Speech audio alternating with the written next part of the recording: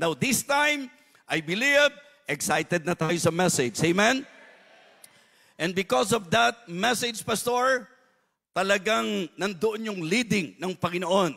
Because the message that I would like to share with you tonight is the message entitled, The Hard Task of the Man of God. The hard task of the man of God. Pwede po bang tumayo muna yung mga pastors natin? All pastors, please stand up. Tumayo po kayo. Palakpakan po natin ang mga pastors. Bakit kapag mga sasanglibutan, yung mga iniidolo nila at kung sino-sinong mga hinahangaan nila, pagka pinalakpakan nila, todo bigay, samantalang ito pong mga nagsuko ng buhay, ang mga pastor talagang nagministeryo sa buhay ng marami, pagka palakpakan parang ang hina lang. Pwede ho bang palakpakan natin? Yung mga man of God. Thank you so much, pastors. Meron pong kasabihan, who can understand the heart of a soldier? Also, a soldier. So, kuya, play natin, who can understand the heart of the pastor? Also, a pastor. Pero sa magiging pag-aaral natin, mag-aaral po tayo ng mensahe na kung tutuusin po, mensaheng ipinatungkol sa mga pastor, pinatungkol sa man of God. Pero pag-aaralan po natin intentionally na meron pong objective na ang mga members, hindi nyo kailangan maging pastor para maintindihan nyo po ang buhay ng pastor. What I mean to say, kailangan lang nating makinig sa mensahe, sa aral ng salita ng Diyos, para maintindihan nyo po ang buhay ng isang pastor sa liwanag ng salita ng Diyos. So this time, let me request all of you to please open your Bible in the book of Acts, chapter 20. Tumayo po tayong lahat once again, and I would like to request the congregation to please read our text. And try to read our text with understanding. Acts chapter 20, verses 28 to 30. And the context of this passage is about the Apostle Paul bade his farewell to the Ephesian elders. Kaya ang sabi ko sa inyo kanina, parang naka-address to sa mga pastor. Pero pag-aaralan po natin, para po mapalalahanan tayong mga pastor at magkaroon ng understanding ang mga members sa buhay ng isang pastor. Again, ang title po natin, The Hard Task of the Man of God. Congregation, please read our text, Acts chapter 20, verses 28 to 30. Ready, begin.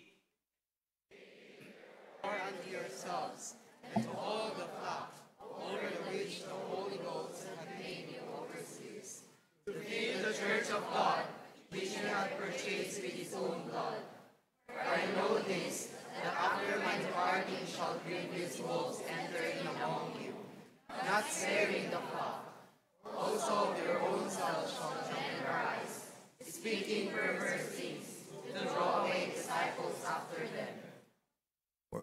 For the second time, I would like to again quote to you our text. Take heed therefore unto yourselves. Ang kinakausap po, yung Ephesian elders, yung mga tagapanguna. Take heed therefore unto yourselves and to all the flock over the which the Holy Ghost hath made you overseers, to feed the church of God, which he hath purchased with his own blood. For I know this, that after my departing shall grievous wolves enter in among you, not sparing the flock.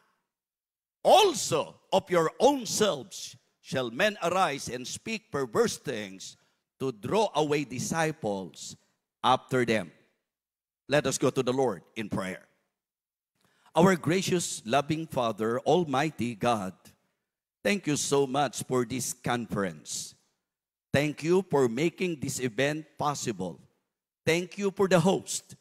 and for all the pastors, for all the members of this church. I pray, O God, that you will again use your humble servant to enlighten the minds of your people, to encourage your servants, O God.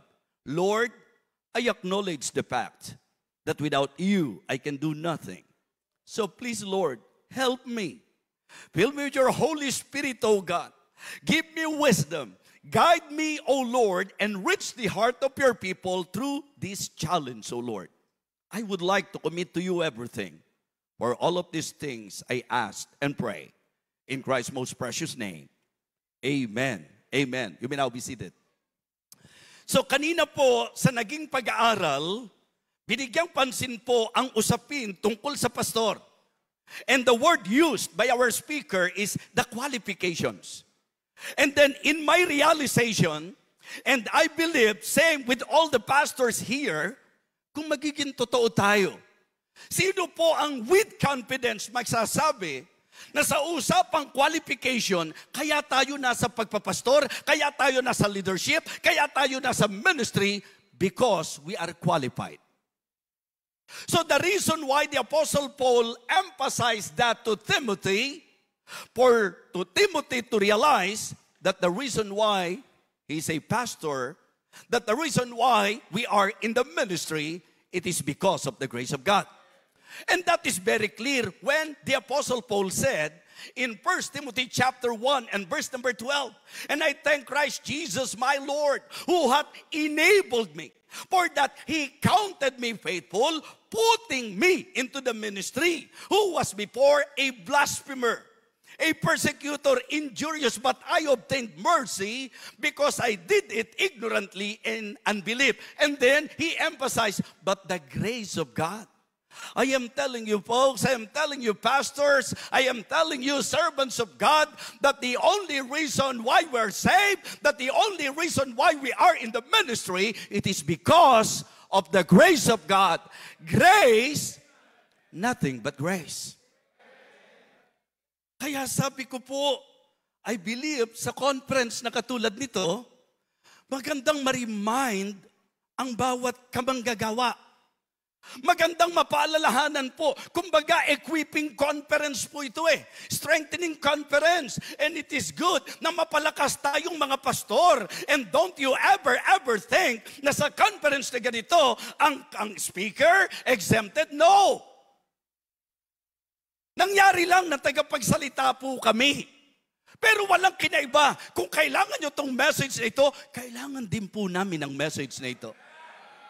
And again, ang naging leading ng Panginoon sa akin, kung bakit sa kabila ng kung tutuusin, this message is addressed to the pastor, ipapangaral ko po, because I believe it is also good for the members of the church to understand the life of the pastor.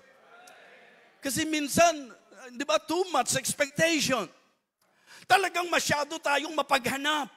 And then, dumarating tayo sa pagkakataon na quickly or easily, nagbibitaw tayo ng judgment sa mga pastor na para bang hindi siya tao, na tayo okay lang, na tayo pwede kahit ano. Pero siya, dahil pastor siya, para bang kagulat-gulat sa atin kapag may pagkukulang siya, kapag po may mga naging kahinaan po siya. So mga kapatid, ito po ay magandang maging eye-opener. Again, ang context po, ito yung pagkakataong kailangang iwanan po sila ni Apostle Paul. You know, para magkaroon po tayo ng solidong masasabi nating ground sa pag-aaral po natin, it is good to understand that the Apostle Paul, according to the task, according to his calling, siya po ay itinalaga hindi lang para mag-evangelize, kundi para mag-disciple, kundi para mag-train, at siya po ay mag-put up ng mga ministries, siya po ay magpasimula ng mission at magtayo ng mga churches na kung saan, kung tutuusin, Diyos ang nagtatayo. And no one can deny that the Apostle Paul is very, not just effective, but efficient sa usapan ng ministry. He is very productive, mga kapatid, and prolific sa usapan ng ministry. Kaya ang sabi po niya mga kapatid, actually po, very familiar ako po, sa akin po itong passage na ito, sapagkat dito po kinuha ko yung pong akin pong naging motibasyon sa klase ng magiging paglilingkod. Kasi meron po akong conversion verse, yung bang verse na kung saan ginamit ng Panginoon for my salvation. And then, yung pong masasabi po nating Christian living, passage, yung calling verse, ito po yung naging commitment verse ko. Kaya doon po sa minsan nagpapapirma ng mga Bible, yun po yung aking inilalagay na talata, Acts 20:24, when the Apostle Paul said, "But none of these things move me, neither count I my life dear unto myself, so that I may finish my course with joy, and the ministry which I have received of the Lord Jesus, to testify the gospel of the grace of God." Ang pinaka-konteksto niyan, nung kausapin po niya, yung kanyang mga inalagaan, yung kanyang mga tinuruan, na sinabi po niya sa kanyang pamamaalam sa kanila, na kung saan ito ang nakita niyo sa akin, serving the Lord with all humility of mind, and with many tears and temptations, which befell me by lying in wait of the Jews, and how I kept back nothing that was profitable unto you, but have shewed you, and have taught you publicly, and from house to house, testifying both to the Jews and also to the Greeks, repentance toward God and faith toward our Lord Jesus Christ. And now behold, I go bound in the Spirit unto Jerusalem, not knowing the things that shall befall me there, save that the Holy Ghost witnesseth in every city, saying that bonds and afflictions abide me. At yun na po ang sabi ng verse 24, but none of these things move me. Hindi ba yan ang problema natin? Dahil ang discouragement, kakambal na natin, marami po bumibigay sa discouragement. Di ba? At hinahanap nating maintindihan tayo dahil tao lang tayo. Yes, naiintindihan na may discouragement tayo, pero ang mahirap maintindihan, yung alam mo na Diyos ang tumawag sa iyo, Diyos ang naglagay sa iyo, tapos bibigay ka sa discouragement, yun ang mahirap maintindihan. Para mo na rin sinabing napakahinang klase ng Diyos na tumawag sa iyo. Kaya sana, kahit anong hirap, kahit anong sakit, kahit anong tanikala, kahit anong pag-uusig, kahit anong maranasan natin, sana ialis natin sa option natin ng mag-quit. Mas maganda po, anuman ang mangyari mga kapatid. Ang sabi ng Bible, wherefore seeing also we're compassed about with so great a cloud of witnesses, let us lay aside every weight and the sin which so easily beset us, and let us run with patience the race that is set before us. Dapat ang maging goal natin, yung sinabi po ni Apostle Paul, mga kapatid, I have fought a good fight, I have finished my course, I have kept the faith. Kaya naman ang confidence niya, henceforth, there is laid up for me a crown of righteousness, which the Lord, the righteous judge, shall give me at that day, and not to me only, but unto all them also that love His appearing. Mga kapatid, ang lahat ay dapat magsimula sa clear understanding na bilang pastor, ano ba talaga tayo? Bilang pastor, sa ano ba tayo dinisenyo ng Panginoon? Ano ba yung task? Ano ba yung given task? Ano ba talaga ang katayuan natin bilang mga pastor? Well, dito po sa teksto natin, makikita niyo po mga kapatid ang napakahalagang bagay na si Pablo bilang alam ang usaping buhay ng pastor, nagbukas ng kanyang puso at nagpaalala sa kanila, take heed therefore unto yourselves and to all the flock over the which the Holy Ghost hath made you overseers, to feed the church of God, which He hath purchased with His own blood. For I know this, that after my departing, shall grievous wolves enter in among you. Di ba nangyayari po yan? Hindi ba yan ang nakikita nating mga storya? Na mula sa labas may naninila, mga kapatid, at maging sa loob, meron pong mga ganyang sitwasyon. Kaya napakaganda na ito po ay ating matalakay. Well, sa akin pong ibibigay na mga punto sa inyo, marirealize natin na ang pastor ay minister. We are ministers of God. Kaya nga nung nirebuke ni Paul yung mga taga-Korinto, who then is Paul? And who is Apollos? But ministers of whom you believe. Sabi niya, sino ba kami? Mga ministro ng Panginoon, pastors. Kaya maganda rin po na yung ating pong representasyon, iayos natin. Katulad ng sinabi po ni Pastor, hindi man tayo ganun po sa usapan ng galing, pero at least makandak man lang natin ang sarili natin na talagang magpapatibay, ministro tayo ng ating Panginoon. Amen? Pastors, we are ministers of God. Mga batid, hindi lang yun eh. Maganda rin maging paalala sa atin na hindi lang tayo minister, tayo po'y messengers. Diba? Messengers. At mamaya po, iisa-isahin po natin ito sa humigit kumulang 4 na oras na magiging pag-aaral po natin ngayong gabing ito. At ang magtiis hanggang wakas, mga kapatid. Ang magtiis, kinabahan yung iba, namutla. Hindi ko naman po kaya yun. Yung 4 na oras, hindi ko kaya. 3 siguro, okay lang. Mga kapatid, dapat alam po natin na ang mga pastor messenger po yan. Kaya nga ang sabi po, malinaw, remember them which have the rule over you, who have spoken unto you the word of God. Yun ang trabaho po namin mga pastor, ministers, messengers, mga kapatid. Hebrews 13:7, remember them which have the rule over you, who have spoken unto you the word of God. Diba? So napakahalaga po yan. Mensahero tayo ng Panginoon. Kaya tuwing tatayo po tayo sa pulpito, pasensya na kayo, nandito ako sa harap, dahil hindi talaga ako makikita doon sa likod ng pulpito, mga kapatid eh. Diba? So, importante po na lagi nakatatak sa isip ng pastor na tayo po ay mensahero. Hindi po natin trabaho na patamaan ang mga miyembro. Ang trabaho natin, ipangaral ang salita ng Panginoon. Kaya ang dapat commitment to preach nothing but the word. Ang mga pastor po, privilege na tayo po ay nag-speak. Privilege na tayo po ay nagpe-preach. Pero hindi tama na kapag tumatayo tayo, ang trato natin sa preaching parang privilege speech. Naintindihan niyo po? Kasi kung mag-evaluate ka, iba yung power ng message ng Word of God at yung galit mo lang. Iba po yung power ng totoong mensahe ng Panginoon sa gigil mo lang. So ang importante, mapalalahanan tayo, messenger tayo ng Panginoon. Nagkukwentuhan kami mga pastor kasi nakakatulong din po yun.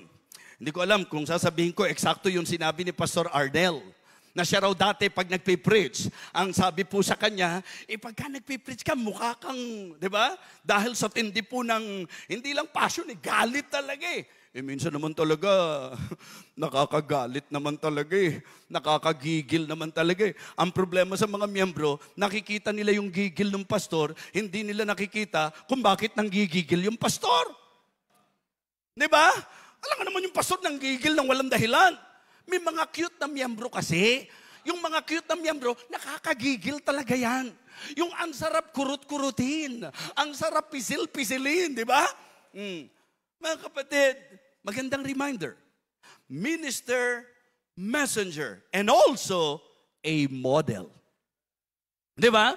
Here is the Apostle Paul talking to them at dun sa pagsasalita niya, ipino-point out niya, nakita nyo naman kung paano ko ipinakita sa inyo, kung paano dapat mag-behave tayo, dalhin natin ang maayos ang sarili natin. At sinasabi nga po niya mga kapatid, na talagang itong mga kamay na ito ay nagministeryo sa aking mga pangangailangan at ako nagpakita sa inyo ng halimbawa na kung paano pinanghawakan po niya ang sinasabi ng ating Panginoong Jesus, it is more blessed to give than to receive. Kaya po yung preaching kanina, tungkol po sa pagkukultivate ng, generous community, sa usapan ng church, na ipinangaral po ni Pastor Joey kanina. So, kita nyo yung mga preachings. Complementing po yan, mga kapatid. Kaya nga sabi ko sa inyo, wala kami sa preaching competition. Wala kami sa preaching contest. Kaya po kami mga speaker ngayon, itinalaga kami ng Panginoon upang tumulong sa accomplishment ng pinaka-objective ng ating conference is strengthening conference. Ang magandang conference, yung pagka nakinig ka, hindi ka lalabas na ang nasa isip mo, kilala ko yung sinasabi ng speaker. Alam ko kung sino yung tinutukoy niya.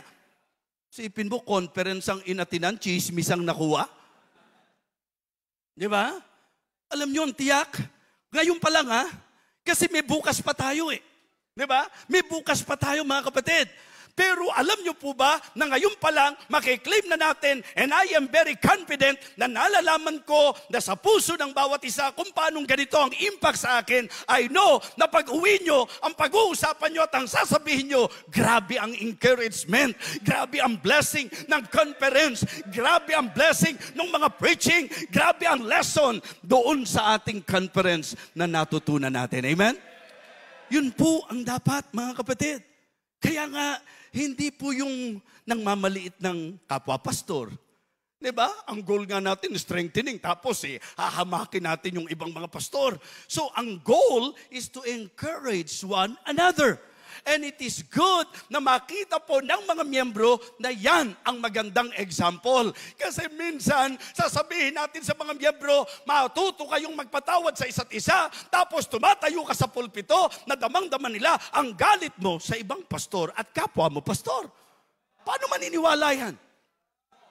Magkakampin ka sa church na ikaw mismo parang manghihinayang ka na magbigay. Ikaw ang unang dapat magpakita ng example. Why? Sapagkat ang man of God, hindi lang tayo minister, hindi lang tayo messenger, tayo po'y model.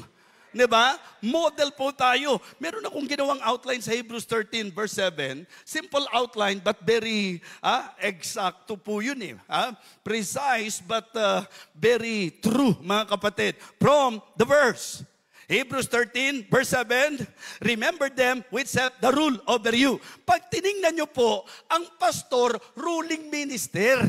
Hindi po pwede ikaw ang pastor, tas yung miyembro magsasabi sa iyo ng gagawin. Kahit gaano kalaki ang giving ng miyembro na yan, hindi po yan nagpapaging dahilan para siya na ang mag-rule sa church. Hindi yan nagpapaging dahilan para diktahan niya ang pastor. Ang isang matino at nakakaunawang miyembro ng salita ng Diyos, ang isang totoong natuto, never na pangungunahan niya ang kanyang pastor. Amen? Kaya ang idea, remember them which have the rule over you. So, dililitay sa concept na ang pastor pala, siya ang ruling minister. Kaya hindi po pwedeng gagawin natin sa church, ang church ang mga magbobotohan. Paano po kung sa botohan natin, kung ang Biblia po nagsabi na sa church natin, ang composition, natural man, carnal Christian, at saka spiritual, and sad to say, hindi man sa lahat, marami mga churches, mas marami po ang carnal Christian. Yung natural man, unsaved. Yung carnal Christian, dahil Christian, saved, but live like a natural man. Yun ang problema. Yung spiritual, kakaunti lang yan. Di ba? Kakaunti lang yan. So kaya pagbotohan, doon pa lang po sa ratio, lugi na kaagad Kasi sigurado magkakampi yung natural man at saka yung carnal Christian. Ilan yung spiritual? Di pagkabotohan. Tapos, logic. Ba't naglagay pa ng leader? Kung yung mga miyembro naman pala ang magpapatakbo at kailangan masunod sa usapan ng church. Tapos sa paglalarawan, pastol at tupa. Saan ba kayo nakakita na ang pastol, siya ang sunod-sunod sa tupa? Di ba?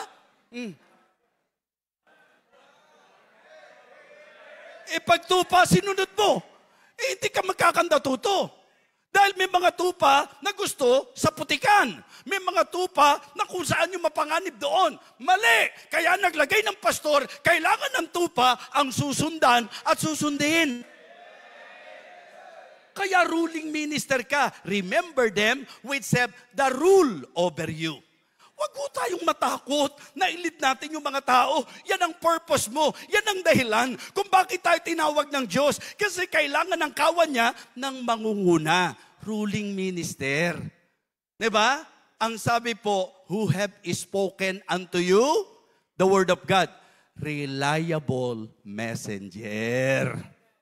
Ang pastor, dahil salita ng Diyos ang pinapangaral, yun po'y po pwedeng panghawakan. Kaya mga kapatid, wag po kayong mag-react sa pastor. Ipinapangaral lang niya ang mensahe. Sapagkat yun po ang disenyo ng Panginoon na kaya naglagay ng pastor upang ipangaral ang salita ng Diyos. Amen? Pero ito yung mabigat whose faith follows. Considering the end of their conversation. Kaya pag tinignan nyo sa Hebrews 13:7, ang linaw ng outline doon na ang pastor, ruling minister, na ang pastor, reliable messenger, na ang pastor, role model. Ngayon, dahil leadership ang pinag-uusapan, mga kapatid, alam nyo po ba, ito kasi yung sesentruhan ko Kumbaga, in-establish ko lang po na sa pangkalahatan, po pwede mo siyang tawaging minister, messenger, model, mentor, and manager. Mga kapatid, ang isang mabigat sa pagpapastor, hindi ko sinasabing magaang ang preaching, pero ang isang mabigat sa pagpapastor, management. Opo, kasi mag-alaga ka ng manok, kahit po 5,000 yan, as long na manok yan, wala kang problema kasi ugaling manok lang lahat yan.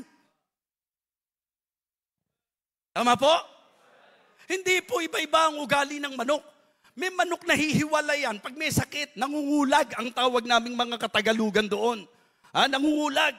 So kaya kapag kami humihiwalay na manok, may problema yung manok na yon. May dinaramdam yon, mga kapatid. Kausapin mo, baka matulungan mo siya. Diba? Pero kahit 5,000 yan, pagka manok, kita niyo mga poultry? Diba? Ang daming manok niyan Pero bakit nahalagaan? Kasi hindi mahirap sa mag-aalaga. Manok lang yan. Ugaling manok lang yan. Ano mang hayop, kung ano po yung hayop, yun po yan mga kapatid. Pero sa usaping pagpapastor, hindi po manok ang pinangungunahan namin. Pero minsan parang, lalo na yung miyembrong putak ng putak, ano ho? Diba? Meron ganun pakak, diba? Kaya mukhang ang mahirap sa pagpapastor, you are managing people. Alam niyo po ba ang realidad? Kahit 10 lang ang miyembro mo, yung 10 miyembro na yan, 10 iba't ibang ugali po yan. Kaya nga, gusto ko sanang i-title sa message natin, ang magpastor ay hindi biro. Diba? So to pastor a church is not an easy task. So what I want all of you to understand in this message is the hard task of the man of God. Para naman po yung mga miyembro, medyo lumaki naman ang puso natin. Medyo umunawa naman tayo na hindi madaling magpastor. Kasi for me, yung dalawang main task ng pastor, managing and messaging. Diba? Yung pastoring and preaching. Yung preaching po, hindi ngayon marunong ka mag-preach, pastor ka na. Minsan kasi ganun ang motivation natin. Pagka nakakita tayo ng miyembro na nung pinatayo mo sa pulpito, ang galing magsalita, ang akala tuloy ng iba, dahil sasabihin mo, ay alam mo, galing mo magsalita, pastor na pastor ang dating mo Pwede ka magpastor. Ang akala nila ngayon, ang pagpapastor, galing lang magsalita.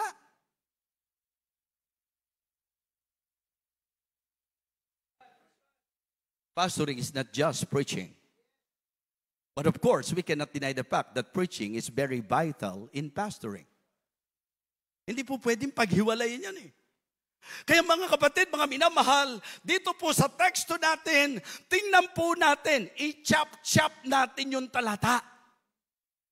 Sa usapang management, sa pagpapastor po, ang isang pinakabilin-bilin ni Pablo, take heed therefore unto yourselves. Ang tawag natin dyan, personal management. Before managing the other people, as a leader, as a pastor, you need to learn to manage yourself first. Yun ang Yung unang sinabi niya, take heed therefore unto yourselves. Kaya nga sabi ko, ang ganda po doon sa message natin kaninang umaga. Para sa akin po, talagang affirmation po ito.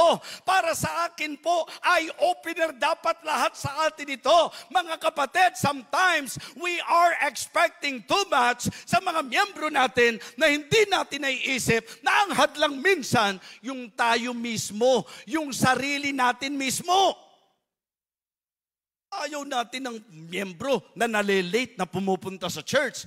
Ikaw hindi mo mamanage yung sarili mo na ikaw mismo dapat tama ang oras ng punta mo sa church. Diba? Dito pumapasok yung ilang mga talatang sinabi po ni Apostol Pablo. Bakit hindi magiging effective and efficient si Apostle Paul bilang pastor? Grabe po yung spirituality. Ang lalim, mga kapatid, na minsan, memory verse mo lang talaga yung mga talatang sinabi ni Pablo. But, even sometimes a little, hindi natin makita eh. Alam niyo po yung mga statement ni Apostle Paul? For to me to live is Christ. And to die is gain. Mahirap mong sabihin yan nang hindi mo kayang disiplinahin ang sarili mo. Kaya nga pag pinag-aralan natin sa disipulo ng Panginoon, ang unang dapat matutunan mo, to deny yourself. Diba? Ang isang dapat matutunan natin, to discipline ourselves. And to die to ourselves. Ang sabi niya, I am crucified with Christ. Nevertheless I live, yet not I, but Christ liveth in me. And the life is now live in the flesh, I live by the faith of the Son of God, who loved me and gave Himself for me. Madali bang gawin yan? Madali bang ma-reach yung ganyang level ng buhay natin? Mahirap i-expect yan sa mga miyembro kung ikaw mismong pastor, hindi natin natutunan ang bagay na yan. Diba? Bakit ba pastor hindi ka kumikilos? Sino ba naman makakakilos? Galatians 2:20 ang talata ko. Ano yun? Hindi ba ang sabi ng Galatians 2:20, I am crucified with Christ? Kaya nga, subukan mo nga, ikaw nga yung napako, tingnan mo kung makakakilos ka. Kaya pala walang ginagawa.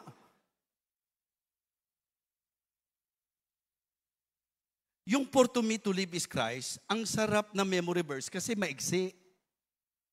Pero kung bibigyan po ng pansin yung pinagmula ng for to me to live is Christ, yung pinaka-context po niya, yung pinaka-expression ng heart ni Paul, yung for to me to live is Christ and to die is gain, yan na lang po ang resulta nung matinding nasa puso niya. Ano ang sabi niya sa verse 20? Philippians 1:20, according to my earnest expectation and my hope that in nothing I shall be ashamed, but that with all boldness always so that Christ be magnified in my body, whether it be by life or by death. For to me to live is Christ and to die is gain.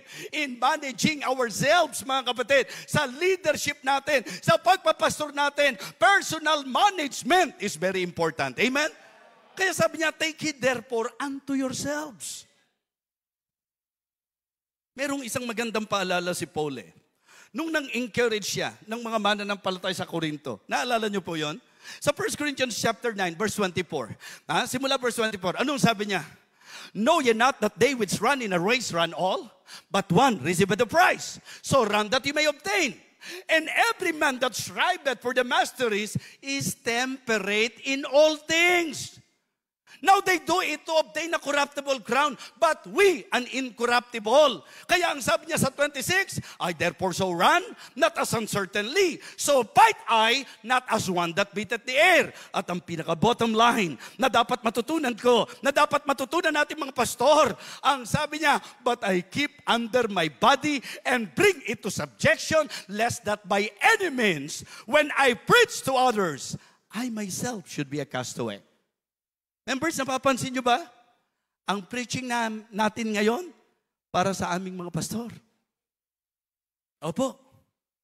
So at ang unang tinatalakay natin sa heart task ng pastor ay yung personal management. Mga kapatid, pag kami miyembrong makulit, pag hindi namin na-disiplina at na-handle ng tama yung sarili namin, problema yan. Diba? Kapag ka po sa usapang ministeryo, Bilang tipikal na tao, tandaan niyo po ito mga kapatid, na even Moses, na kung tutuusin, ikinukonsider na meekest man. Kumbaga napakamaamo, dumating sa punto mga kapatid, na nanggigil sa kanya pong leadership because of the hard-headed Jews. Kaya tulungan niyo kami. Hindi madali. Hindi madali. Kami kailangan namin gumising ng maaga, kailangan namin magministeryo, kailangan namin patayin ang sarili namin.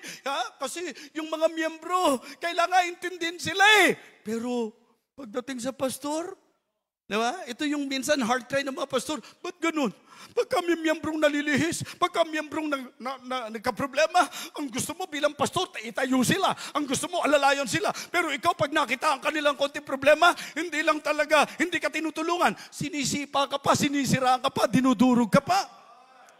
Diba? Parang unfair. So kaya paalala sa aming mga pastor ito, personal management. Pastoring is not an easy task. Dapat naming matutunan na i-deny ang sarili namin, na disiplinahin ang sarili namin, o mamatay sa aming mga sarili. Take heed therefore unto yourselves. Personal management. Ano yung susunod? And to all the flock, over the which the Holy Ghost hath made you overseers. Alam niyo ang tawag dyan? People management. Flock is referring to the people entrusted by the Lord to His called servant. Ang ibig sabihin mga kapatid, ang laki-laking blessing na ikaw ay Kristiyano. Amen! Blessing ba na ikaw ay iniligtas ng Panginoon? Blessing ba na sa langit ka pupunta? Blessing ba na alam mong Kristiyano ka? Pero sige, ligtas ka, Kristiyano ka, kung walang nag-aalaga sa'yo. You cannot deny the fact na ang malaking blessing ng pagiging Kristiyano mo, binigyan ka ng church na kung saan nagtayo ang Diyos ng pastor na nag-aalaga sa iyo. Parang mahina, amen nyo doon Hindi ba kayo masaya na may pastor na nag-aalaga sa inyo?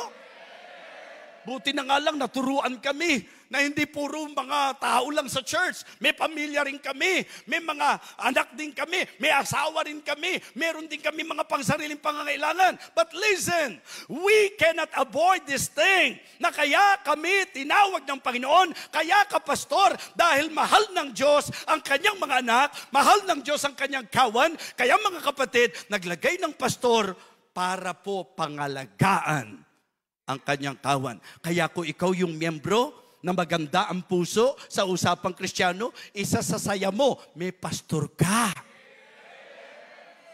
Minsan ma-observe nyo po yan sa testimony. Ang daming mga miyembro, pag tumayo, salamat po kasi binigyan kami ng Panginoon ng sasakyan. Blessing po. Salamat po kasi yung business namin.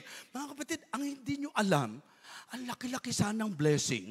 Kung may mga pagkakataong nagpapasalamat kayo, alam nyo po, bilang Kristiyano, sobrang thankful ako sa Panginoon na binigyan ako ng pastor. Na may nag-aalaga sa amin. Na meron pong nag-challenge sa amin. Diba? Kasi yun ang trabaho natin sa people of God To challenge them, to confront them, di ba? To care for them, and to carry them. Ang sarap na may nag-aakay sa'yo. Ang sarap na pagkakailangan mo ng counsel, may pastor ka na nagpapayo sa'yo. Ang laking advantage. Alam namin yan na kaya kami pastor dahil kailangang i-manage ang mga iniligtas ng Panginoon. Kaya mga kapatid, mga minamahal, pansinin niyo po ito. Hindi ba makatwiran ako na sinasabi ko sa inyo na kahit ang kausap niya, Ephesian elders, kahit ang tinutukoy niya mga leaders, hindi ba miyembro, may matututunan kayo? Hindi ba ma-enlighten tayo na yung pala na kaya tayo may pastor para i-manage tayo. Kaya hindi tama na ikaw ang nagmamanage sa pastor mo. Hindi po pwedeng ikaw ang nagtuturo sa pastor mo ng gagawin. Mga minamahal, napakalaking responsibilidad sa usapang management. Yung tinatawag nating people management. Yung spiritual condition, iba-iba. Diba? Iba-iba ang ugali ng tao eh. Kaya nga mga kapatid, tingnan niyo po kung paanong si Apostle Paul naging particular. Kung paano dapat ina-appreciate ng mga members yung kanilang pastor. Diba? Yung mga talatang yan, paalala dapat sa iyo. Hindi ito yung nangangaral. Salita ng Diyos to. Tingnan niyo po ang sabi. Ang linaw sa Hebrews 13 and verse 17. Obey them that have the rule over you and submit yourselves. Nagiging mahirap ang management kapag matigas ang ulo ng member. Diba? Yung people management, nahihirapan kami pagka masyadong matatalino yung miyembro. Kapag po yung mga member, mas magaling pa kaysa sa pastor. O worse, mas magaling pa kaysa sa salita ng Diyos. Pero positive ha, napakasarap magpastor sa mga members na willing sumunod at willing magpasakop. Sino sa inyo ang, yung honest sa heart nyo, blessing tong conference? Sino magsasabi sa inyo na napaka-organized ng conference? Na ngayon pa lang, sino sa inyo ang nagkiklaim na talagang successful tong conference? Kala nyo ba dahil lang kay pastor to? Hindi. Dahil sa mga members na napaka-submissive, sa mga members na napaka-supportive, sa mga members na kung saan alam nila kung paano sumunod sa leadership. Amen? Ikalabis yan ng paulit-ulitin po natin, pero pare-pareho lang po kami nang sasabihin. Sipin niyo po, pagdating pa lang namin dito, halatang-halata niyo po na talagang pinaghandaan, ipinanalangin, at ang bawat isa po very eager na i-apply yung kanilang given role, mga kapatid. Di ba? Meron pong mga usher na gumaganap ng kanilang trabaho. Meron pong nag-a-assist para doon sa kainan. May mga nagtatanong kung ano kailangan namin. By the way, sa nagtatanong kanina, sisimple ko na lang sa iyo yung matinding pangangailangan ko ngayon, ha? Diba? I mean, just try to imagine. Bunga to ng isang gawain na natutunan ng pastor na i-manage ang kawan at natutunan ng kawan na sumunod, magpasakop, sumuporta sa pastor. Very consistent po ang Bible eh. Si Peter, nung kausapin din niya yung mga elders, di ba? Kasi sa text natin, si Paul to. Ang sabi ni Paul sa mga Ephesian elders, yung mga tinre niya na itinalaga niya doon sa mga kalipunan, sa bawat kawan, ang sabi niya, take it therefore to yourselves and to all the flock over the which the Holy Ghost hath made you overseers to feed the church of God which he hath purchased with his own blood. Ang sabi po ni Peter sa 1 Peter chapter 5, the elders which are among you exhort, who am also an elder and a witness of the sufferings of Christ and a partaker of the glory that shall be revealed. Feed the flock of God which is among you, taking the oversight thereof. Young people, hindi disadvantage na may pastor na medyo concern sa lahat ng aspeto ng buhay mo.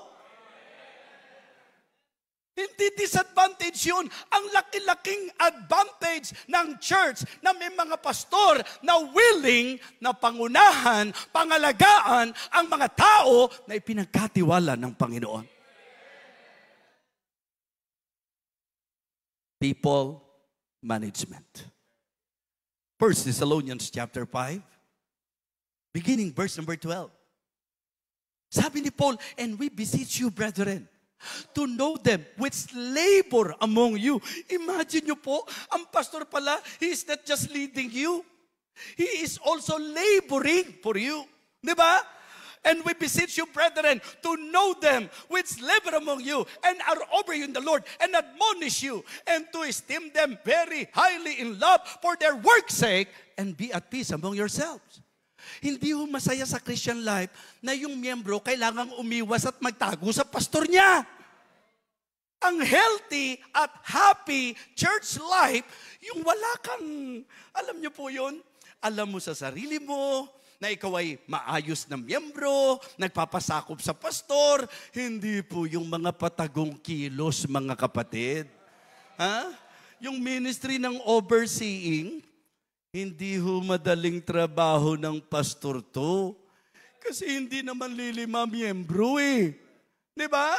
Ibig sabihin, kung kayo po ay napapansin, kung kayo po ay kinakausap, kung kayo po ay kinokorek, kung nakokonfronta po kayo, advantage nyo po yan, bagay na dapat ma-appreciate ninyo, sapagkat kaya ginagawa ng pastor yan, sapagkat ginagampanan niya ang trabaho niya, and it is a hard task to manage the people of God. Sipin nyo kung magiging buhay ng pastor, parang yun nangyari kay Moses. Na sa lahat ng mga sakripisyo, sa lahat ng mga pagtitiis sa mga tao, tapos kasama sa hindi nakapasok doon sa promised land dahil bumigay na rin. Di ba? Yung bang hindi na rin nakatiis eh. Isipin nyo po si Moses, pag inaral nyo po, di ba ito yung sinabi niya, kausapin yung bato, ginawa niya, hinampas niya, tapos nung nakita niya na yung mga Israelites sumasamba doon sa golden cup, hindi ba dinurog niya yan? At medyo tingnan nyo po, alam ko sinama pa sa mga pinainom sa kanila yan, so, yung mga pinagdurugan po niyan dahil sa bilang tao na apektuhan din po kami, mga kapatid. Kung gaano kasarap-sarap sa amin ng mga miyembro na masunurin, mga miyembro mapagpasakop, mga miyembro mapag-alala, mga miyembro mapagsuporta, kung gaano kasarap yan sa puso, ganun din naman kahirap at kabigat kapag meron pong mga pasaway.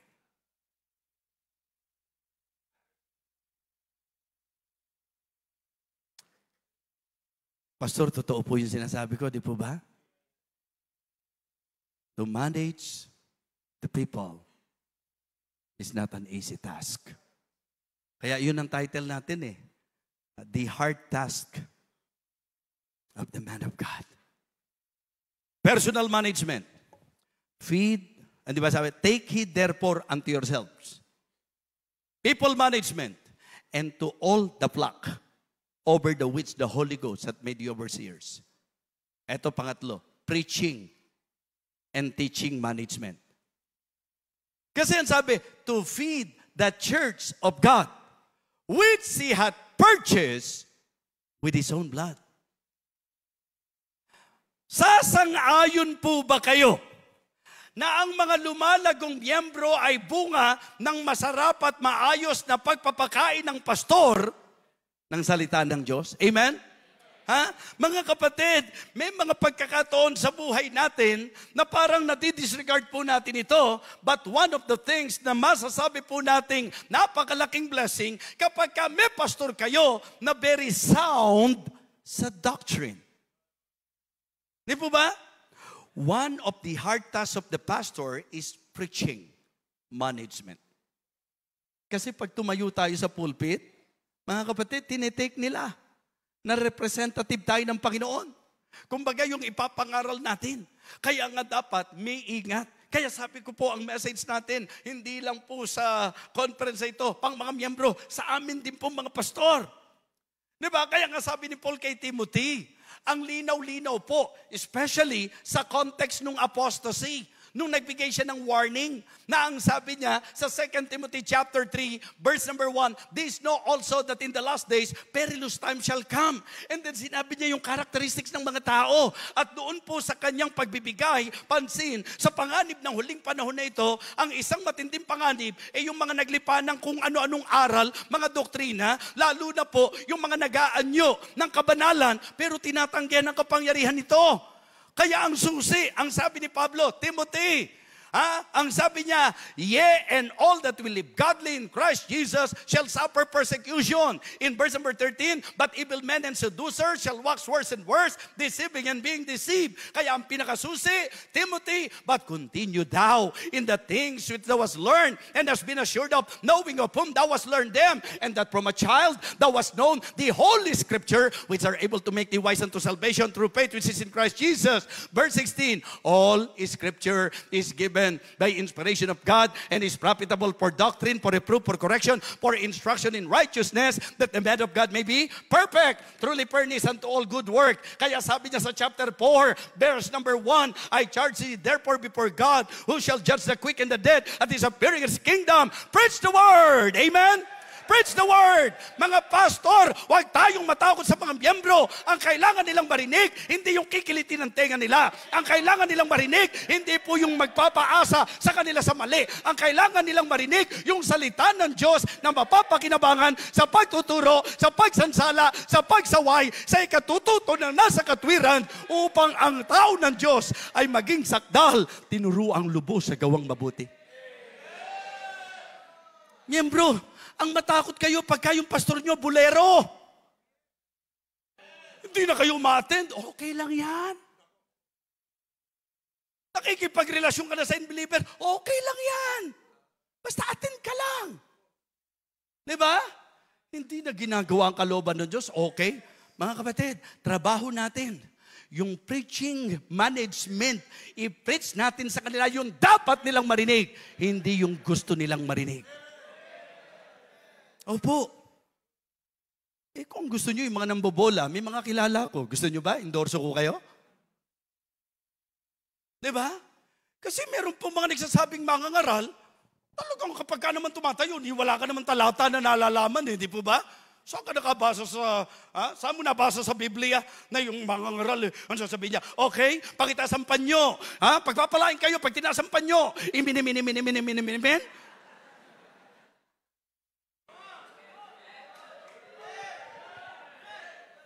Diba? Tapos, para lang ma-encourage kayo, latang uri, nakaramdaman, gagaling. Pero siyang gagaling, parang may sakit, parang epilepsy. Diba? Ano man ang sakit nyo? Galistuta, pigsanda pa, buning baliktad, gagaling. Mga kapatid, ang kailangan nyo po yung pastor na talagang sound sa doktrina. Diba? Ang mag-alala kayo, kapag mali na kayo, hindi pa, meron na apektuhan dito sa sinasabi ko. Ang matakot kayo, pagka ang pastor hindi na nakikialam sa inyo. Yung sinasabi ko po nakikialam, ang kahulugan po ng salita, yung wala nang malasakit sa inyo, sige na, gawin nyo lang lahat ng gusto nyo gawin. Bakit pa itiniwala ng Panginoon sa atin yan? Kung hindi rin natin ituturo sa kanila, yung dapat nilang matutunan. Amen? Mga kapatid, kaya nakaka-bless yung mga miyembro na habang nire-rebuke, lalong napapamahal sa pastor. Kasi yun ang sabi, preach the word. Be instant, in season, out of season. Mga kapatid, ang ministry ng preaching napakahalaga. Yung iba po itinig kasi, may mga pastor, ang sabi be instant, kaya kumukuha na lang ako ng mga instant preaching. Be instant. Mga kapatid, the simple point of the Apostle Paul, as pastor, as preachers, dapat always ready tayo. Yung mga tinawag namin preachers sa church, yung mga itinalaga po namin, ng mga tagapangaral, meron po kaming bawal na sasabihin. Yung kapag sinabihan sila, mag-preach ka mamaya Tapos pagtayo sa pulpito, alam nyo, binigla po ako ni pastor, nagulat po ako. Hindi po ako handa. Pero sinabi niya, mag-preach ako. Ayun, tapos na ang maliligayang araw ng preacher na yun. Kasi pag tinalaga kang preacher, hindi kailangan sabihan ka para ka maganda ng preaching. Pag preacher ka, handa ka lagi sa preaching. Mga kapatid, ganyan po kami tinrain. Kaya kahit nung bago kong worker, mga kapatid, palibasa may mga Bible study kami, ay, naku mga kapatid, hindi dahil gustong-gusto kong tumayo. In fact, kinakabahan nga po ako tuwing tumatayo. Kaya lang tinrain kami. Tinawag kang mga ngaral, tapos tatanggi ka kapag sinabing mag-preach ka. Kaya yung pastor namin, talagang, ikaw mag-preach mamaya. Naku, wala akong sasalita na, alam niyo po, talagang si pastor talaga. Hindi talaga nag-iisip si pastor eh. Napakahalaga ng salita ng Diyos. Napakahalaga ng salita ng Diyos eh. Ako pa naman dapat mga 6 na buwan muna bago ako mag-preach. Ay, pagka ganun ang preacher namin, hindi 6 na buwan mga kapatid, habang buhay, hindi na mag-preach yan. preacher yung pinag-uusapan natin eh. Di how much more, tayo pong pastor. Kaya ang gandang makakita ng pastor na kahit sa anong pagkakataon, sa anong larangan, pagka magpipreach, hindi nyo masusubukan. Talagang may mensaheng laging dala yan. Amen? Study to shew thyself approved unto God, a workman that needeth not to be ashamed, rightly dividing the word of truth. Kaya isa sa equipping natin. Diba? Kasi mga kapatid, sinasabi ko po na ang preaching, hindi yan nangangahulugan ng galing ng pagpapastor. Pero nililinaw naman natin na dahil pastor ka, dapat nagkakaroon ka ng kasanayan. Tayo po ng ating pong kasanayan sa larangang ito. Dahil tinawag tayong preacher eh. Dapat nag-i-improve tayo sa preaching. Opo. Hindi, huwag kang tutulad doon sa preacher. Sabi ng miyembro, grabe yung speaker natin. Ang lalim niyang mag-preach. Oo, hindi ko naintindihan eh.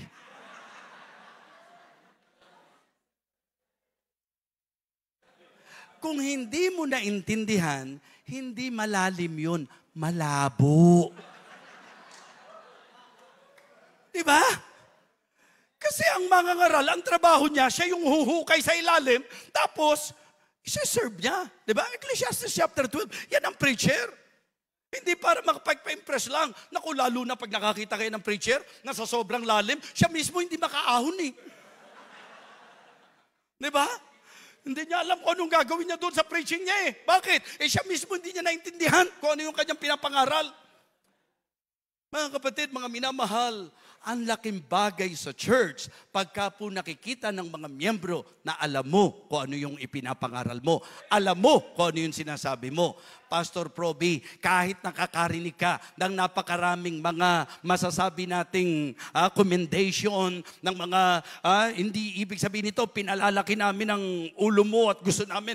Pero yun ang napakaganda na obvious eh. Tinrain ka ng tatay mo, tinrain ka ng patriarka dito, na talagang ikaw ay maging maaral sa salita ng Diyos. Kaya alam namin ang testimony mo, na bata ka pa lang, sinaba ka na nga sa preaching contest sa Amerika eh. Tama po ba?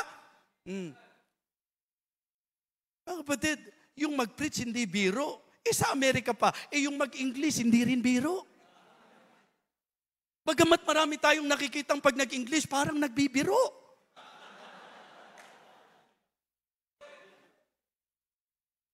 Pastor Joey, ano yung sinasabi mo kanina? Yung nausong success ba yun? Sumasukses?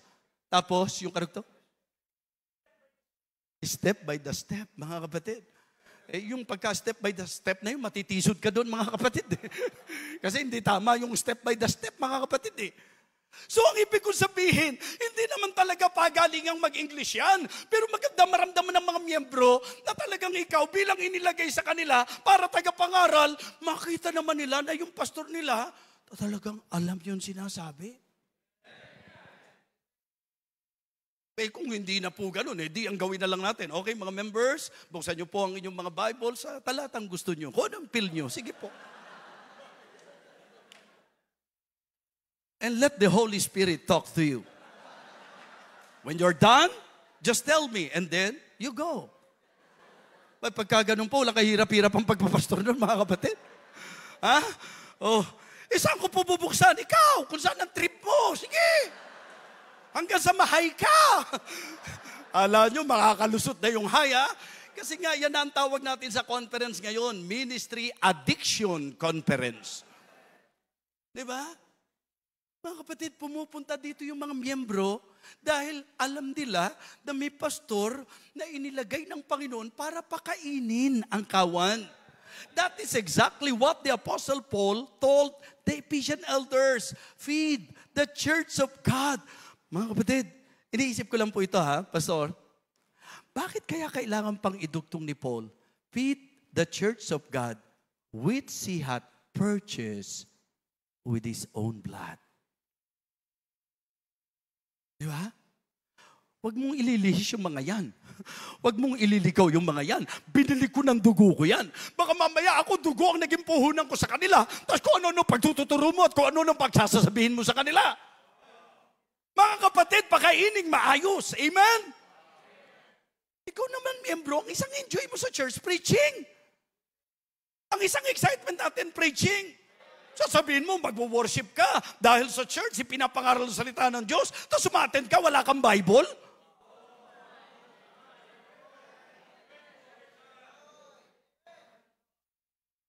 Sa eskwelahan, subukan mo. Huwag mong dalhin yung aklat. Tingnan mo kung hindi magalit ang teacher mo. Sigurado yan. Teacher mo ng kanang teacher mo. Tama? Siyempre, kung may textbook kayo, dadalhin mo yan. Kasi pag hindi, kung ano-ano pagagagawin mo habang nag-aaral. Mga kapatid, sa Biblia, sa church, wala tayong ibang aklat kundi Biblia. Ha? At ang magandang attitude, search the scriptures whether those things were so. Baka mamaya kung ano pinagsasabi ng pastor at napakarami nating nakikita, lalo na sa mga television, lalo na sa YouTube, na mga wishy-washy preacher. Yung pagka pinakinggan mo, parang ang gagaling. Kung ano-ano mga pinagsasasabi. Simple lang ang sasabihin ko sa inyo. Pagka po ang presentation ng turo sa inyo, may kinokontra na ibang talata sa Biblia, mali ang interpretation. Sapagkat ang isang rule sa Bible study, mga kapatid, dapat walang contradiction. Sa rule of interpretation, there must be no contradiction. Kaya pagka pinagkokontra-kontra yung Biblia, yun ang dahilan kung bakit po alam nating mali yung puntanggihan mo, yung pagka-Diyos ni Kristo. Bakit? Sapagkat kung kaya ka naniwalang tao siya, dahil nasa Bible yan, maniwala ka rin na Diyos siya, dahil nasa Bible din yan. Ngayon, kung palalabasin mong tao lang siya at may mga talatang nagsasabing Diyos siya, iti contradiction. The interpretation is wrong. Opo. Kaya ako, I believe in election. Yung turo ng Bible na election, na hindi po kinokontra ang whosoever.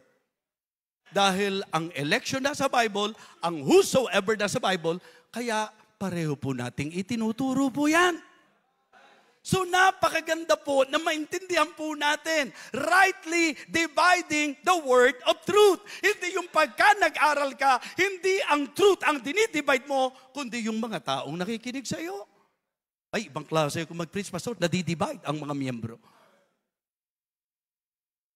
So the word of God is the main thing in our preaching.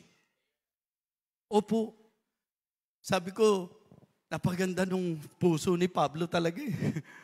Sabi niya, feed the church of God which he hath purchased with his own blood. So, ano po ang usaping management sa buhay ng pastor? Take it therefore unto yourselves. Ano po yan? Personal management. And to all the flock over the which the Holy Ghost hath made you overseers, people management. To feed the church of God which he hath purchased with his own blood. Ano po yan? Preaching management. Eto ngayon, verse 29 and 30. Diba? For I know this, that after my departing, shall grievous wolves enter in among you, not sparing the flock. Verse 30. Also, of your own selves, shall men arise and speak perverse things to draw away disciples after them. Tawag dyan, problem management. In pastoring, the hard task is the personal management, people management, preaching management. Meron ba doon sa mga sinasabi kong merong sasagot sa atin dito at magsasabi, dali-dali lang yan eh, personal management? Sasabihin po ba nating madali ang people management? Ang preaching management? Mga kapatid, pananagutan natin yan. Tandaan niyo po, di ba? Ang sabi niya, but I keep under my body and bring it to subjection, lest that by any means when I preach to other, I myself should be a castaway. May konsekwensya. Di ba? Mga kapatid, yung mga kawan, ang sabi, obey them that have the rule over you and submit yourselves for they watch for your souls as they that must give account. Yung mga tao na inilagay sa panguna natin, pananagutan natin sa Diyos yan. Yung preaching.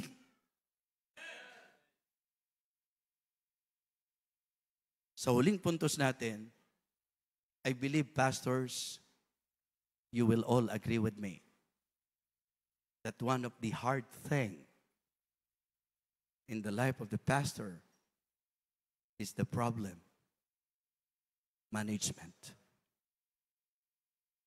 Ang problema po, kung kukunin natin yung idea, meron pong problem without and problem within.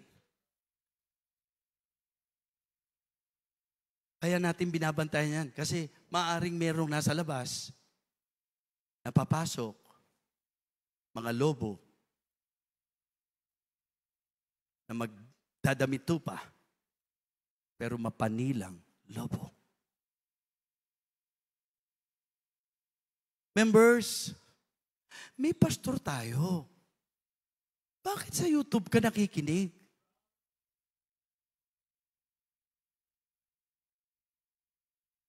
May itinayong tagapanguna sa'yo. Ba't mas nakikinig ka sa ibang pastor? Kung may tinig na dapat pakinggan ka, yung pastor mo.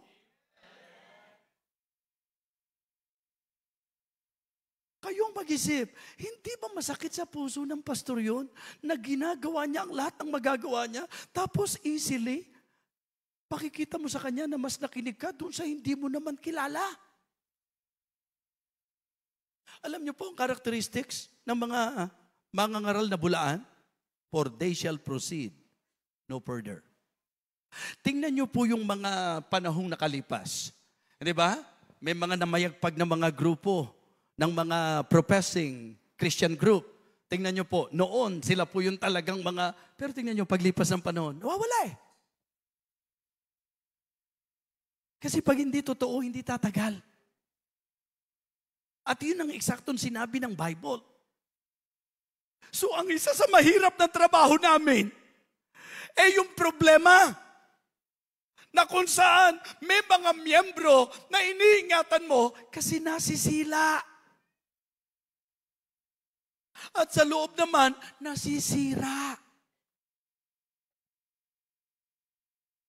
Ang sabi po, for I know this, that after my departing, shall grievous wolves enter in among you. Sabi ko nga, kung kilala nyo at rekomendado ng pastor nyo, walang problema, pakinggan nyo po. Lalo na sa, di ba? Sa YouTube, sa internet, basta yung pastor mo nagrekomenda. Kasi para lang din niya na ang pastor mo nag-imbita ng mangangaral eh. Okay yun. Pero pagka yung pastor mo winarningan ka na, titiyakin ko sa iyo, pag hindi ka sumunod doon sa mangangaral na pinakikinggan mo, na winarningan ka ng pastor mo, titiyakin ko sa inyo, yan ang magiging problema.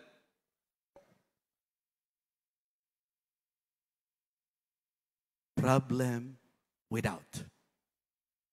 And sad to say, meron din pong problem within.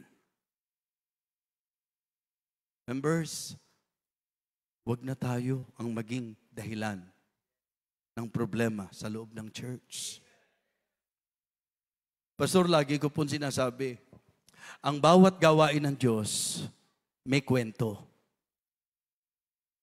At sa kwento po, sa gawain ng Diyos, laging dalawang bahagi lang ng kwento. Magandang bahagi ng kwento at masamang bahagi ng kwento. Halimbawa po, sa 2 Timothy chapter 4, diba? Sabi po ni Paul sa usapang ministeryo, sabi niya, diba? For Demas hath forsaken me, having loved this present world. Yung problema na yan, pwedeng mangyari yan eh. Mga young people na dati gamit na gamit sa gawain ng Panginoon, sobrang active, sobrang involved, nung dumating sa punto na nahatak ng sanglibutan, naghatak pa ng iba. Problema po yan. Merong na-rebuke ang miyembro, palibasa ma-impluensya ng impluensya ng iba. So at yun ang hindi nyo nararamdaman. Kaya nga mga kapatid, in my life, If you can notice, every time that I am posting, like for example, the ministries na ginagawa ko po, actually po, just for you to understand, the reason why I am posting all of the ministries, particularly in my speaking engagement, kaya ko po pinopost yan, kasi ang trabaho ko po, evangelist, meron po akong pinagpapasturan. Gusto ko lang po na nakikita ng mga prayer warriors na ibinigay ng Panginoon sa akin, at gusto ko nakikita ng mga miyembro na pag hindi nila ako kasama, hindi po ako bonjing-bonjing at banjing-banjing lang. And because of that, lalo silang nagiging supportive. Di ba? Ay, pakasimpatiya po nila yung pastor natin, hindi na yata nagpapahinga. Di ba? Buti na lang na may maintain niya yung cuteness niya, pero hindi na siya nagpapahinga. Ano ba yung cute? Maliit, di po ba? Yun naman po ang ibig kong sabihin doon. So, importante po na tayo ay maging suporta ng ating pong pastor sa ministeryo. Mga kapatid, mga minamahal, ewan ko kung na-justify ko po sa inyo ngayong gabi, na kaya natin pinag-aralan ito, kahit na kung tutuusin, pastor ang tinutukoy, for the members of the church to be aware, for the members of the church to be awakened, and for the members of the church to be alarmed, and to be more appreciative sa pastor na ibinigay sa atin. Hindi ko po pwedeng itanggi ang katotohanan na ang isa sa tunay na dahilan why God is using me, kung bakit ako po, mga kapatid, ay nagagamit ng Panginoon, I cannot deny the fact, and I want to tell to everyone publicly that one of the undeniable reasons, ito po yung mga members na ipinagkatiwala ng Panginoon sa inyong lingkod. Very submissive, very supportive. Kaya nga, mga kapatid, kayo ngayon na magsabi, madali bang magpastor? Minsan, kung maghanap tayo sa pastor, parang andali-daling nagpastor yan eh. Mga kapatid, hindi. Napakahirap, kaya sana huwag mawala sa isip natin yung message po kaninang umaga tungkol po sa pagbabalanse ng pastor. Doon pa lang, mga kapatid. At pastor, alam kong aamin kayo, kung ang usapan, balanse, ang balancing nararanasan natin, may balance tayo sa ganito, may mga hindi pa tayo nababayar. Yun yung balance na nagiging problema natin. Tama po? Pero yung lesson natin, it is really hard na mabalance mo. Kaya nga sabi ko, sana tapos na po tayo doon sa idea, ano mas mahalaga, family o ministry? Hindi sila dapat pinagsasabong. Hindi sila dapat pinag-aaway. Members, isa sa dapat ina-appreciate mo, yung pamilya ng pastor. At ang pamilya ng pastor, magandang ma-reach niya yung level na siya ay talagang masasabi nating appreciative sa mga members na ibinigay ng Panginoon. Yun ang gawin nating goal. At kanina natuto tayo doon po sa ating pong napakinggang preaching.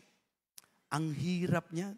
Kaya nga tatapusin ko po yung mensahe ko doon sa tanong, sang-ayon po ba kayo na mahirap magpastor? Sino po sang-ayon? Pakitaas ang kamay. Mahirap magpastor. Iilan lang. Parang yun sa iba, dali-dali pala niya. Papastor lang eh. Kaya kita, nahirapan siya. Kaya kita mo ako, kahit di ako pastor, talagang tinuturuan ko si pastor. Ang dali lang yan.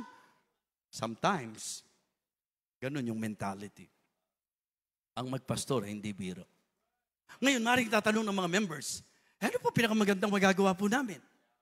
After realizing that pastoring is not an easy task, it is not an easy job, that calling is really hard for the pastor to do. Now, being a member, being a good member, being a godly member, anong dapat kong gawin? Huwag na tayo magpaligoy-ligoy. Pastor, pray for his effectivity. Naghahanap tayo ng pastor na epektibo. Ang tanong, pinagpe-pray mo ba? Wala tayong ginawa, kundi pintasan natin. Paano magiging epektibo yan? Pray for His effectivity. Assist to His ministry. Diba? Kaya nagiging magaan. Mga kapatid, given na yan. Magaling ang pastor ng church na ito. Humanly speaking, magaling siya. Divinely speaking, gifted siya. Potential siya. Pero hindi niya kakayanin ang ministry mag-isa. Napakaganda ng music ministry ng church na ito. Mula doon sa kumukumpas, doon sa malusog na kumukumpas, mga kapatid. Malusog, espiritual ang ibig kong sabihin. Yeah. Isipin niyo po yan. Malaking agapay po sa ministry yan. Masarap na nagpipreach tayo na may magandang music. Amen? Ang ganda po ng service kapag ka talaga maayos ang music. Kaya undeniably, malaking assistance ang ginagawa ng nasa music ministry. Ha? Nasa ushering ministry. Nasa audio ministry. Sa bawat ministry na pinaglagyan sa inyo, as you do that, nakaka-assist kayo sa pastor nyo. Mga kapatid, ang ganda-gandang tingnan kapag ka ang mga miyembro umaalalay sa pastor. Pray for his effectivity, assist to his ministry, support his necessities. Yes. Let him that is taught in the word, Galatians 6:6. Let him that is taught in the word communicate unto him that teacheth in all good things. 1 Corinthians chapter 9, verse number 7. Who goeth a warfare anytime at his own charges? Who planted a vineyard and eateth not of the fruit thereof? And who feedeth a flock and eateth not of the milk of the flock? Mga kapatid, napaka-healthy. Kapag ka po sa usapang pagpapastor, may mga member na nakasuporta sa kung ano yung pangangailangan ng pastor. Ha? Diyan po kayo bibilib sa Pasay. Talagang nakatingin po yan kung ano po ang kailangan ng man of God, ng servant of God. At yan po, lumalagana po yan, mga kapatid. Before, naandun po yung mga pastor na minsan, pagka po meron po magandang isusuot, natatakot isuot dahil baka kung ano-ano ang pag-iisipin ng mga tao. Baka po makakakain sa maayos na kainan, kailangan medyo tumingin pa, baka may mga miyembro. Bakit? Kasi may mga miyembro na pati yung kinakainan ng pastor, problema nila. Bakit si pastor doon pa kumakain sa Kentucky, sa Jollibee, sa McDonald's?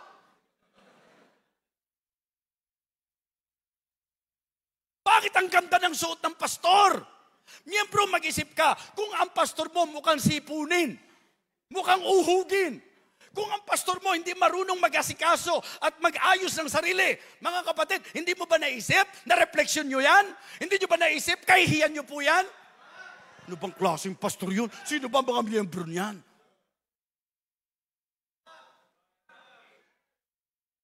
Minsan sa offering, yung konting hinulog mo, nag-iisip ka kung saan gagamitin ng pastor. Tapos pag nakita mo maganda barong, inisip mo pa na yung 20 pesos na inulog mo. Nakita mo, hinulog ko yung 20 pesos ko. Tapos kinalingguhan, bago yung barong ni pastor. Sabi ko na nga ba eh. 20 pesos ang hinulog mo, pinag-isipan mo na yung magandang barong dahil sa 20 pesos mo. Problema sa puso yan.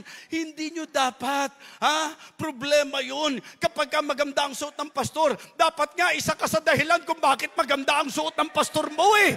Sana nga isa ka sa dahilan kung bakit nakapagmamaneho ng maayos na sasakyan ng pastor mo. Sana nga isa ka sa dahilan kung bakit na itataguyod ng maayos ang pamilya ng pastor mo. At mga kapatid, ang kaayusan ng pastor mo ay kapurihan ng mga miyembro ng church sa kalwalhatian ng Panginoon. Maganda yun. Pag nakita nyo nakatayo yung pastor, medyo nangingiti ka, pero tahimik ka lang, ha? Yung barong ni pastor, buti sinuot ni pastor yung barong na binigay ko sa kanya. Kaya ka masaya, ikaw pala nagbigay. Pero wag naman yung pag nagbigay ka ng barong, uy, ako nagbigay niyan eh. Uy, ako nagbigay. Baka naman di mo na naintindihan yung mensahe dahil lahat gusto mo sabihin, barong, ako nagbigay niyan. Tapos nung tinamaan ka sa preaching, paglabas ng pastor, barin mo na yung barong na yan.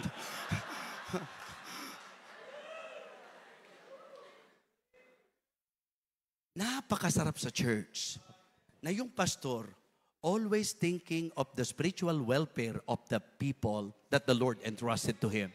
Pero hindi doon natapos. Mutual.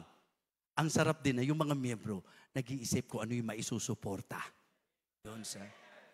Yung mga members dito, parang walang kwenta, no?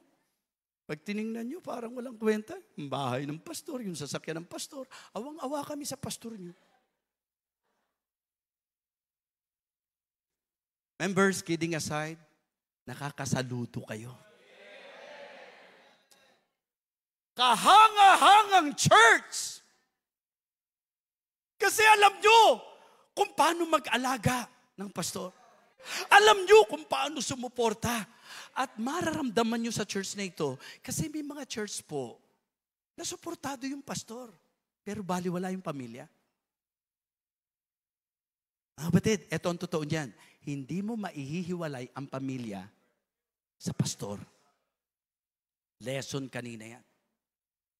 P, pray for his effectivity. A, assist to his ministry. S, support his necessity. Letter T, thank his sincerity. Alam niyo po, kung ang mga pastor nagbibiro lang, ano po yung course nyo, Pastor Tuason? Isipin nyo, ho? Meron siyang secular course. Kung nagbibiro ba yan, tatalikuran ba niya yung secular course? Ha? Mga kapatid, ako, tambay ako. Tatalikuran ko ba'y pagiging tambay kung nagbibiro lang ako? Baka maniwala naman kayo, ho?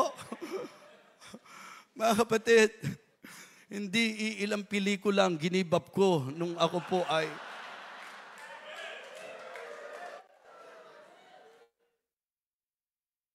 Isa sa dapat alamatan nyo, yung sinseridad ng inyong pastor. Ewan ko kung ma-question nyo pa yung passion ng pastor nyo. Grabe talaga yung vision eh. Amen? Ang bihira, sa helicopter na nga tayo nakarating eh. Kaya gusto ko nga maging close lalo kay pastor eh. Para pagka dumating yung helicopter eh, makakasabit naman kahit sa hélice man lang. Ang kapatid, obey his authority. Always put in your mind that it is God na naglagay ng pastor sa inyo. And the authority of the pastor is a God-given authority. That is the reason why pinagsama po obey and submit. And then letter R, respect his family. Bago tayo magtapos, isa-isahin po natin ito. Pastor. Okay? P. Ang dami nyo po eh. Tapangan nyo naman. Ang dami nyo po eh. Letter P. Walang speaking in tongues, Okay? Letter P. Letter A. Letter S. Letter T. Letter O. Letter R. Kita nyo, para akong bumobola sa bingo, mga kapatid. Sa letrang, pray for his effectivity, assist to his ministry, support his necessity, thank his sincerity, obey his authority, respect his family. Yung salitang pastor, ganyan natin laging tatandaan. Instead of you criticizing your pastor, you pray for your pastor. Di ba? Kung nakita mong hirap siya, assist. May pangailangan siya, support. Nakita mo ang sipag niya, thank. Di ba? Dahil Diyos ang naglagay sa kanya, obey. Kasama ang family sa sakripisyo niya, respect his family. Mga kapatid, sa ganyang paraan, medyo ang mahirap na trabaho ng pastor ay po pwedeng maging magaan. Kaya, members, hindi kayo pwedeng ihiwalay sa pastor. Members, hindi pwedeng ihiwalay ang pastor sa buhay ninyo. Ang Diyos ang nagdisenyo niyan. Kaya, mga pastor, Napakahalaga nitong ating pong natutunan. Personal management, take it therefore unto yourselves. People management, and to all the flock over the which the Holy Ghost hath paid you overseers. Preaching management, to feed the church of God which he hath purchased with his own blood. Problem management, without and within.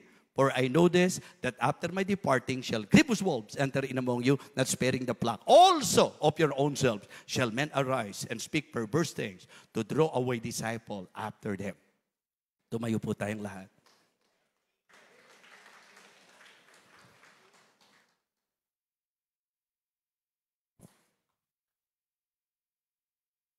Meditation time.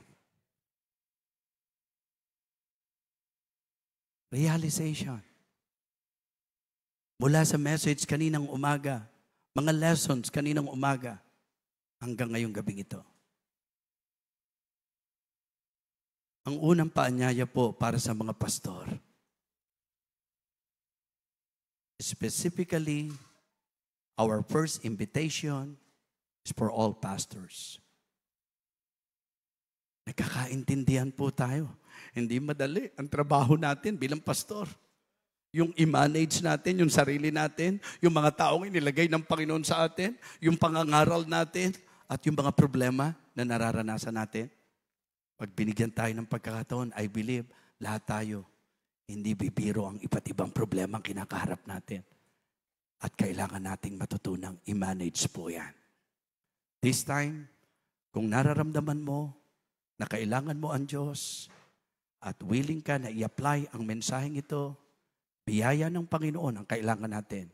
Why not humble yourself? Maybe presently, you are experiencing problem in your church. Kung maaari po, akyat tayo dito sa altar para mabigyan natin ng pagkakataon. Pastors,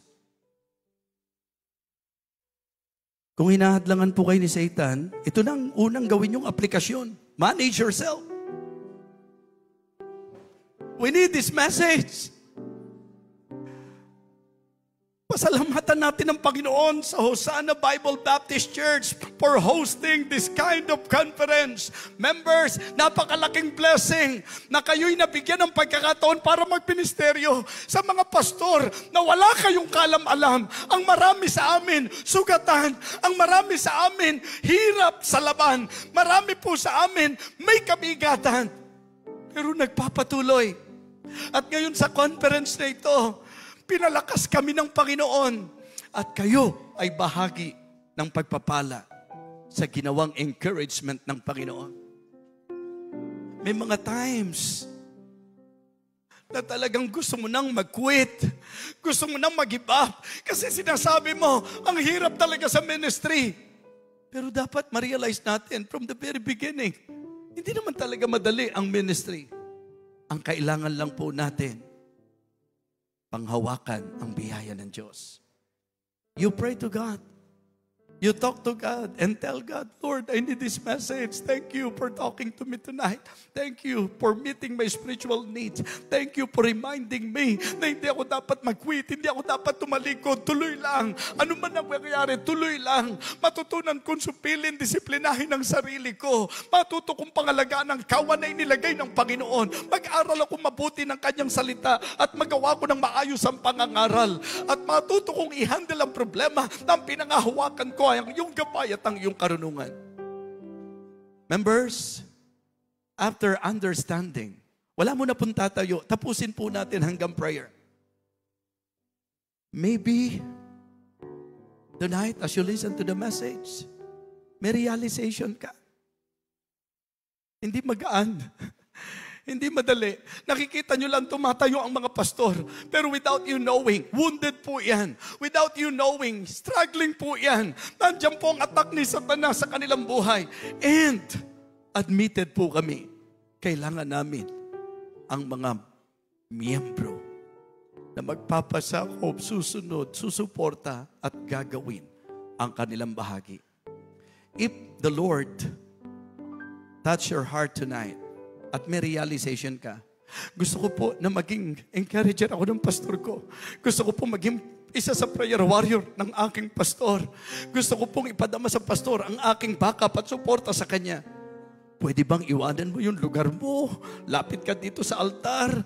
Iparamdam mo sa pastor mo na talagang ikaw ay nasa likod niya para sumuporta at manalangin. Sige po, you come to the altar. Members, if the Lord touch your heart, may realization ka, you want to apply this message, you want to be a backup to your pastor, you want to support your pastor, to assist and to love, to embrace, to pray, to encourage, everything that you can do for the man of God. Huwag niyo pong harangan dyan sa gitna, lapit po kayo dito sa harap. And then after ng mensahe natin, maganda po na i-approach natin yung pastor natin at sabihin natin sa kanya na natuto po tayo at willing tayong i-apply ang mensahe. Pastor Proby, please. Let us continue to come, to pray, talk to God, tell God, Lord, thank you for your word.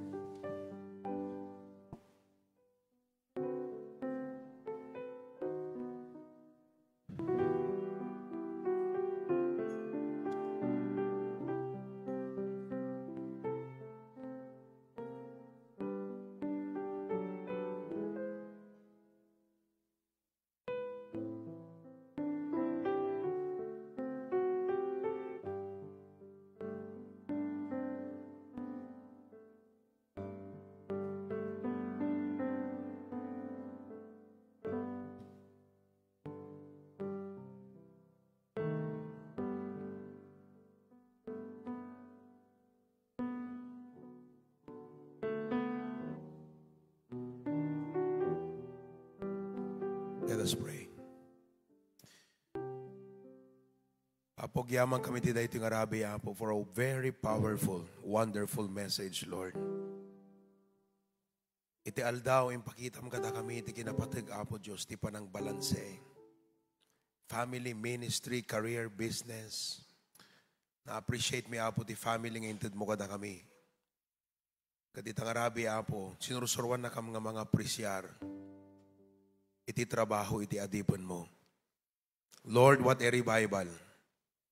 Tararag ko, Apo, ngayit si kakadit mang agtultuloy nga mang pabilig, mang papigsa, mang equip kadagiti at adipon mo, Apo Diyos. Katulungam tunggal miyembro nga masursuro nga aprisyaran kan ayatan day di adipem nga insaad mo nga mangidalan kadakwada. Agyamang kami, Apo Diyos. In Christ's name we pray. Amen.